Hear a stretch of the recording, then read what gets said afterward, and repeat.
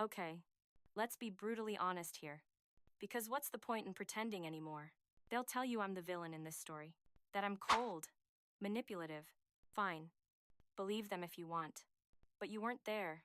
You didn't see the look in his eyes. My name is Elena. I'm 29. And the whole catastrophe with Marco, with his brother's sordid little party, was not my fault. It was a symptom, the first crack in a foundation that was already turning to dust. Marco and I had been together for 2 years. 2 years. We had this gorgeous, sun-drenched apartment in the North End, all exposed brick and oversized windows. I'm an assistant curator at a small private art gallery. It's fulfilling. It's about taste, nuance, things Marco never quite understood. He was the general manager of a ridiculously expensive Italian restaurant downtown, a glorified babysitter for chefs and entitled patrons. But he made good money. We were comfortable.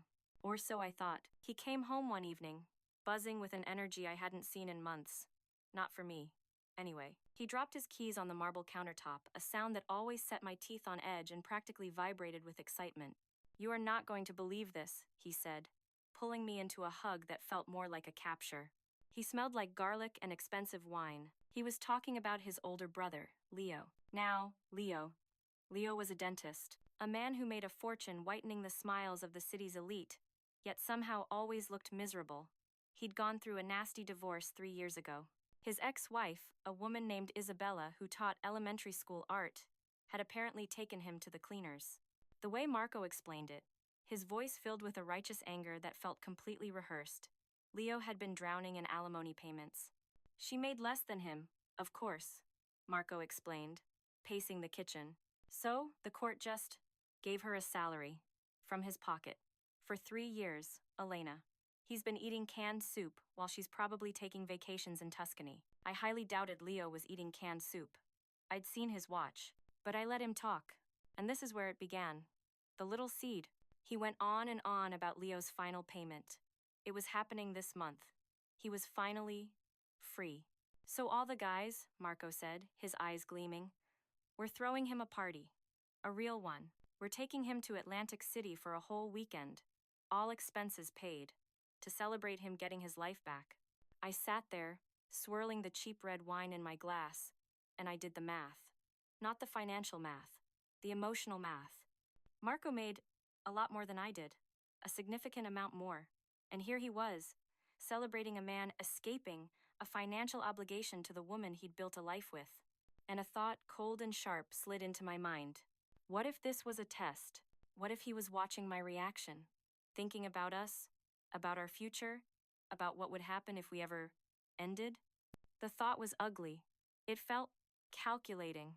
And it came to me so easily it scared me. "Why are you looking at me like that?" he asked. I tried to explain. Gently. "It just seems a little cruel, doesn't it? To throw a party celebrating that. I mean, it's not like she's won the lottery. This is her income you're talking about." Attitude too. He just stared at me. Cruel? Elena, the man has been miserable for 3 years. He deserves to be happy. She got half of everything. She has a job. This isn't about her, it's about him. But it was about her. It was entirely about her. It was a celebration built on someone else's loss. And the way he said it, the complete lack of empathy, it was like a switch had been flipped. I was seeing a part of him I hadn't seen before. Or maybe, a part I had chosen to ignore. "Fine," I said, standing up and taking my glass to the sink. "Let's just agree to disagree." But I wasn't disagreeing. I was observing. I was taking notes, and I was already thinking about Julian. Julian, one of the artists at the gallery. He was all sharp angles and soft words. He understood nuance. He would have understood why this felt so wrong. He would have been on my side. Marco thought the conversation was over. But for me, it was just the beginning. I wasn't trying to control him. I was trying to see who I was really sleeping next to every night. And I was starting to suspect he was a stranger. The next few days were a masterclass in passive aggression. The Atlantic City trip was all Marco could talk about. It dominated our dinners. It filled the silence while we were getting ready for work. He was in a group chat with 11 other guys, and his phone buzzed constantly with their juvenile excitement. They were booking suites at some gaudy casino hotel, planning steak dinners, arranging for VIP tables at clubs I wouldn't be caught dead in. And I watched him. I listened. I nodded and gave non-committal hums of agreement. That sounds fun, honey. Oh, wow. He'll like that. But inside, I felt a growing sense of disgust. These were grown men, some of them nearly 40, acting like college freshmen on spring break. And their reason for celebration? A man escaping his financial responsibilities. It was pathetic.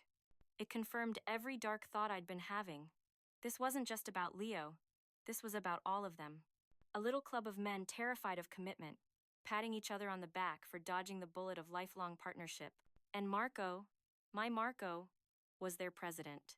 He'd talk about how Leo couldn't afford to go out, how he'd lost so much weight from stress. He was painting a picture of a martyr, a saint who had suffered for sins he didn't commit. But celebrating it this way, I tried again one night. It's just so aggressive. Can't you just celebrate Leo being happy without making it about his ex-wife? He threw his hands up. That's the whole point. The source of his misery is gone. Why are you trying to ruin this for him? I was trying to ruin it? I, who just wanted my partner to possess a single shred of human decency. The red flags weren't just flags anymore. They were giant, waving banners, and our apartment was the parade ground.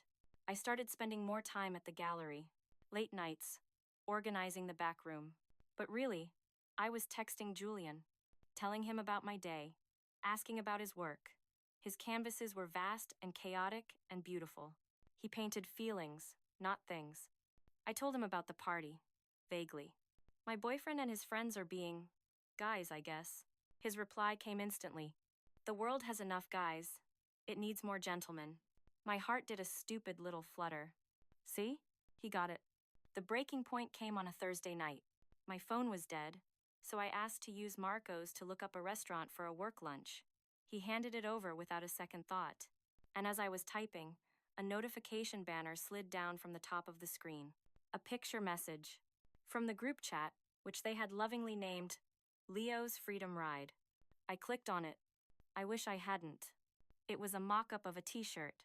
On the front, a cartoon character that looked like the Monopoly Man, pulling his pants pockets inside out to show they were empty.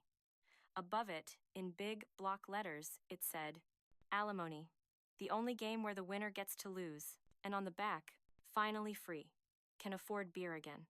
My blood went cold. I scrolled up. The messages were a blur of whooping celebration. Dude, that is perfect. Leo is going to die laughing. Printing 12 of them right now. I felt the air leave my lungs. They were going to make him wear this.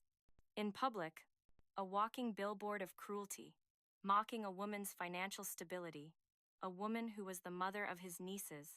It was the single most vile, hateful thing I had ever seen. And Marco, my Marco, had replied with a string of laughing emojis. I felt something inside me snap, not loudly, but cleanly, like a bone breaking. Marco. My voice was quiet, deadly. He looked up from his laptop, a stupid, clueless smile on his face. Yeah? I turned the phone around and showed him the screen. His smile widened. Oh, you saw that? Pretty clever, right? Pete designed it? He was proud. He actually thought this was clever. This man, who told me he loved me. This man, who held me when I cried. This man, who I had planned a future with. He thought public humiliation was a joke. Tears sprang to my eyes, hot and angry. How? I whispered. How could you think this is okay? His face fell. The smile vanished, replaced by that familiar look of weary frustration. The look he always got when I had feelings about something. Oh, come on, Elena. It's a joke. It's for one weekend. Isabella is never going to see it. That's not the point. I was shouting now, the sound echoing in our perfect, sun-drenched apartment. The point is that you saw it, and you thought it was funny. You're celebrating cruelty, Marco. That's not a joke. That's just mean. You're being too sensitive. Those 4 words.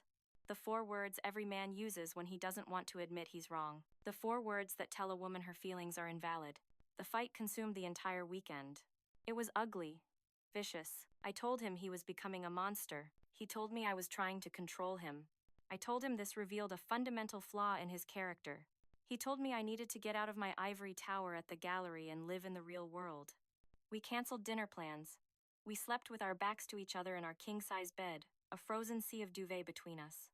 I wasn't just hurt anymore. I was disgusted. And I was done. I just needed him to be the one to pull the trigger. And that t-shirt, that vulgar, hateful t-shirt, was the perfect ammunition. A beautiful, perfect storm. And I knew just how to sail it. The weekend ended, but the war did not. It just changed tactics. Monday morning, Marco deployed his favorite weapon, silence. The silent treatment, the ultimate tool of the emotionally immature. He moved around the apartment like a ghost, getting ready for work, showering, making coffee, tying his ridiculously expensive silk tie. But he didn't look at me, didn't speak to me. It was as if I had ceased to exist. In the past, this would have destroyed me. I would have begged, pleaded, apologized for things I didn't do, just to make the silence stop. But not this time. This time, the silence was a gift. It gave me space. It gave me clarity. And most of all, it gave me justification. He was ignoring me? Fine. Two could play at that game. I made my own coffee. I answered his deliberate silence with my own. An icy, impenetrable wall. He wanted to act like a child? I would treat him like one. His silence was meant to punish me, to make me feel small and insignificant, but it was having the opposite effect. It was liberating. I didn't have to listen to his pathetic excuses about guy humor. I didn't have to see the clueless look on his face. Instead, I could exist in my own world, a world where my phone buzzed with messages that made me feel seen. Julian. Morning. Hope the silence in your world is peaceful, not painful. Me. It's whatever I want it to be. Julian. Good. You're the curator of your own life, after all. I smiled at my phone. He just got it. He understood the power dynamics without me having to draw him a map. Marco, on the other hand, was growing increasingly frustrated. My silence wasn't having the desired effect. I wasn't caving. By Wednesday, he started trying to breach the wall. Did you remember to pay the electric bill? He asked, his voice tight. Yes, I said, not looking up from my book. One word answers. Cold. Clinical. He wanted a reaction. I gave him nothing. This wasn't a fight about a party anymore. This was about respect. He had dismissed my feelings, dismissed my values. He had laughed at something I found morally repugnant. And now he expected me to just get over it? To pretend everything was normal? That's not how relationships work. Not healthy ones, anyway. I started to see a pattern in our 2 years together. How many times had I let things slide? The slightly sexist joke he told at a dinner party. The way he talked down to waitstaff. The casual dismissal of my work as a hobby. I had ignored them, painted over them, made excuses, because I was in love. Or, I was in love with the idea of him. The handsome, successful restaurant manager who bought me nice things and looked good on my arm. But this version of Marco, the one who thought cruelty was hilarious, the one who used silence as a weapon, this person was not the man I fell in love with. Maybe that man had never really existed. The silence stretched into Thursday, the day before he was supposed to leave for Atlantic City. He cornered me in the kitchen while I was making tea. Are we really not going to talk about this? He said, his voice strained. I leave tomorrow. I finally looked at him. Really looked at him. His face was tired. There were lines of stress around his eyes. For a fleeting moment, I felt a pang of something. Pity, maybe. But I smothered it. Pity was a weakness. I've tried talking, Marco, I said, my voice as cold and calm as a frozen lake. You didn't want to listen. You told me I was being too sensitive. Because you are. It's a stupid shirt for a stupid party. Why are you blowing this up into a federal case? Because it's not about the shirt, I snapped, my composure finally cracking. It's about what the shirt represents.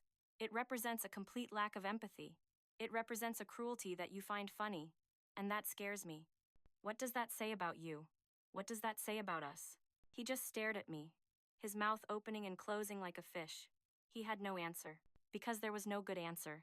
He knew it. And he knew I knew it. So he retreated back to his anger. You know what? Fine. Be scared. I'm going on this trip. I'm going to support my brother. And you can stay here in this apartment and be miserable all by yourself. He turned and walked away. The wall of silence was back up. But this time, it felt different. It felt permanent. And I realized I was the one who had laid the final brick. Friday morning, the day of departure. Marco's suitcase was packed and stood by the door like a silent accusation. He was going. He was actually going to go. After our fight in the kitchen, a new kind of resolve had settled over me. It wasn't enough to be silent anymore. Silence was passive. I needed to be active. I needed to make him choose. I knew, logically, that this was it. This was the end. But a small, stupid part of me, the part that remembered our first date, the way he made me laugh, the way he held my hand across the table, still held out a sliver of hope. Maybe, when faced with actually losing me, he would wake up. He would see. I found him in the bedroom, pulling on the jacket that went with his favorite suit. I didn't bother with pleasantries. "You can't go," I said. He didn't turn around. He just kept adjusting his cuffs in the mirror. "We've been over this, Elena." "No, you've been over it." "I haven't. I'm telling you, Marco, if you walk out that door and go on this disgusting celebration of cruelty, then we are done." There it was, the ultimatum. The words hung in the air between us, heavy and toxic. He finally turned to face me. His expression wasn't angry anymore. It was just tired, defeated. "Is that what you think this is?" he asked, his voice barely a whisper. "A celebration of cruelty? What else would you call it? You're going to wear t-shirts mocking a woman who is struggling financially and call it a party. You tell me what that is." "It's supporting my brother," he shot back, his voice rising. "The one person in my family who has always been there for me. He was my best man when I thought I was marrying the love of my life. He held me when she left. He needs this. He needs his friends. He needs his brother." "Wait. What? Best man?" I frowned. Leo was divorced, not Marco. Was he talking about a previous relationship? He'd never mentioned being engaged before. He saw the confusion on my face and his own face crumpled. "You don't even listen, do you?" he said, the fight draining out of him. "I wasn't talking about Leo. I was talking about me." "Ada." I blinked. "You were married?" He let out a hollow, bitter laugh. "Engaged. For 3 years. To a woman I thought I'd spend my life with. And then she left me, 2 months before the wedding. For her boss, Leo was the one who picked me up off the floor. Literally. So yes, I'm going to support him. Because that's what brothers do." The story hit me like a physical blow. 2 years. We had been together for 2 years, and he had never told me this. He had a whole other life, a whole other heartbreak, that I knew nothing about. A normal person, a loving partner, would have felt a surge of empathy. They would have hugged him, comforted him. But all I felt was a cold, sharp spike of anger. He had kept this from me. He had let me believe I was the one, the only serious relationship. He was a liar. "And you never thought to mention this?" I asked, my voice dripping with ice. "When, Elena? When was the right time? Every time I tried to talk about something serious, you'd get that look on your face. That bored, dismissive look. Like I was taking up too much of your precious time with my boring little feelings." The accusation was so unfair it almost took my breath away. He was turning this on me. My ultimatum, my righteous stand, was being twisted into a reflection of my own failures as a partner. Oh no, I wouldn't let him do that. "This isn't about me," I said, seizing control of the narrative again. "This is about the choice you are making. Right now, you are choosing to go on a trip that is fundamentally mean, spirited. A trip that I have told you is deeply hurtful to me. So, it's simple. It's the trip, or it's me."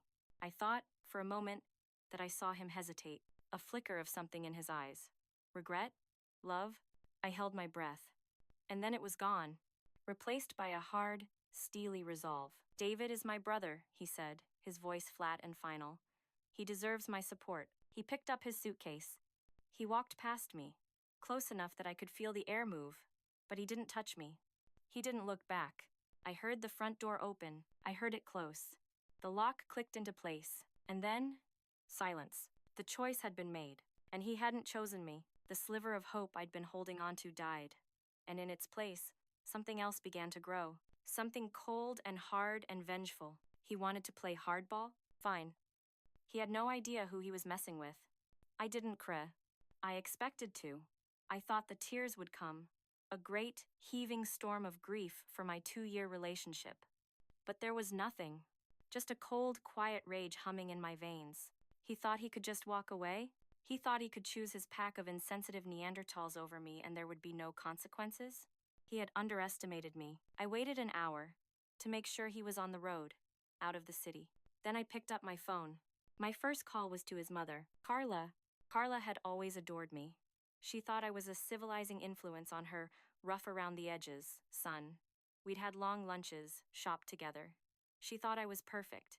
She answered on the second ring. Elena, dear. How are you? I took a deep, shaky breath, summoning the tears I couldn't produce naturally. Carla, I began, my voice cracking perfectly. I'm so sorry to bother you, but I'm so worried about Marco. Her tone shifted instantly. Worried? What's wrong? Is he all right? He's fine, physically, I sobbed. It's this trip to Atlantic City. Did he tell you about it? For Leo? Yes, he mentioned it, a boys' weekend.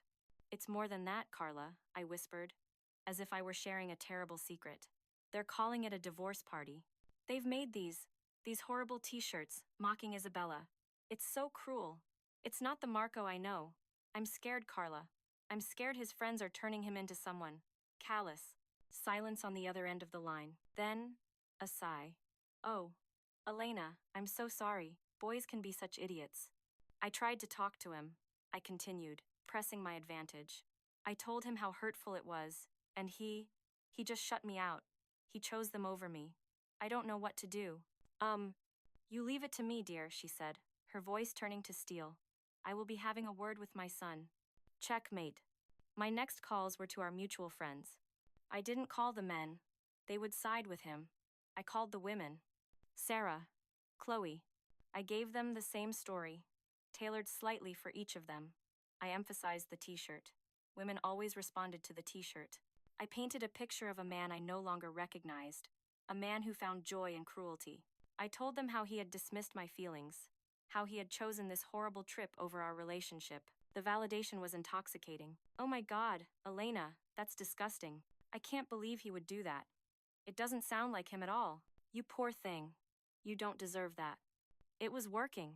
I wasn't just breaking up with Marco. I was methodically, carefully, dismantling his support system. I was isolating him. I was curating his social death. It was a work of art. And all the while, I was texting Julian. Me. He left. He chose the trip. Julian, I'm so sorry, Elena. He's a fool. May? I feel so alone. Julian, you're not. I'm here. Want to get a drink tonight? Forget about him? Me. I'd love that. That night, Julian and I met at a quiet, dark bar in a neighborhood Marco never went to. He listened while I recounted my curated version of the story. He hung on my every word, his eyes full of a sympathy so profound it felt like a physical touch. He told me I was strong, principled. He told me I deserved a man who valued my heart and mind. He made me feel like a queen. He walked me home, and at the door to my now empty apartment, he hesitated. If you need anything, he started. Stay, I said. The word was out of my mouth before I even thought about it. He looked at me, a question in his eyes. I answered by pulling him inside. The phone call from Marco came the next afternoon. I let it go to voicemail. His message was furious. Elena, what the hell did you do? My mother just called me, screaming. Sarah and Chloe have been texting me all morning, asking if I'm okay. You went behind my back? You tried to turn everyone against me? What is wrong with you? I listened to the message, a small, triumphant smile playing on my lips. What was wrong with me? Nothing. For the first time in a long time, everything felt right. He had made his choice. And now, I had made mine. He was in Atlantic City, celebrating the end of a marriage. I was in our apartment, celebrating the beginning of something new. It seemed perfectly symmetrical. Marco came back on Sunday night. I had already packed a bag for him. It was waiting by the door, next to where his suitcase had been. He walked in, saw the bag, and his face, already pale and drawn, turned to stone. Julian was not there. I wasn't that stupid. This was a scene for 2 actors only. So that's it? He said, his voice hollow. You call my family? You slander me to our friends? And then you pack my bags? You made your choice, Marco, I said, crossing my arms. I felt powerful, in control. You chose them. I chose to support my brother through a difficult time, he yelled, his composure finally breaking. Something you are clearly incapable of understanding. You talk about empathy, Elena, but you have none. Not a single drop. All you care about is yourself. Look who's talking, I scoffed. The man who wears a t-shirt mocking his future ex-sister-in-law. I didn't wear the shirt, he roared. I told them not to. After my mother called, after I realized how much this was hurting you, I told them it was a stupid idea. We didn't wear them, but you wouldn't know that, would you? Because you never asked. You just assumed the worst and went on the attack. His words hung in the air. For a second, a tiny crack appeared in my armor of righteousness. He hadn't worn the shirt, but then I sealed it shut. It didn't matter. The thought was the crime, the intention. He had laughed at it. That was enough. It doesn't change anything, I said coolly. He stared at me, and I saw something in his eyes I'd never seen before. It wasn't anger. It was recognition. He was finally seeing me, the real me. No, he said quietly. You're right. It doesn't. Because this was never about the shirt, was it? This was just an excuse, an exit strategy. He looked around the apartment, our home, as if seeing it for the first time. You've been checked out for months. I didn't want to see it. He picked up the bag. He walked to the door. He stopped, his hand on the knob. I hope you find what you're looking for, Elena, he said, without turning around. But I have a feeling you'll never be happy, because you'll always be at the center of your own universe, and that's a very lonely place to be. And then he was gone. It should have felt like a victory. But as the silence of the apartment settled around me, it just felt empty. I told myself it was for the best. We were fundamentally different people. Our values didn't align. I had stood up for what was right. I heard through friends, the few that were still talking to me, that Marco moved into a small place across town. He was devastated. He'd lost his girlfriend and alienated half his friends in one weekend. I heard that Leo remarried a year later, to a woman who apparently thought the story of the almost t-shirt was hilarious. Good for them. They deserve each other. I didn't move. I kept the apartment. It was too beautiful to give up. Julian's key slid into the lock of our old apartment a week after Marco left. He moved his easel into the second bedroom. His canvases, full of chaotic, beautiful feelings, soon filled the walls. He thinks he understands me. He finally turned to face me. His expression wasn't angry anymore. It was just tired, defeated. Is that what you think this is? He asked, his voice barely a whisper. A celebration of cruelty? What else would you call it? You're going to wear t-shirts mocking a woman who is struggling financially and call it a party. You tell me what that is. It's supporting my brother, he shot back, his voice rising. The one person in my family who has always been there for me. The woman who escaped. The curator who cut a flawed piece from her collection. Of course, I am. Because what's the point in pretending anymore? The villain in his story will always be me. And honestly, I think I'm starting to like the role.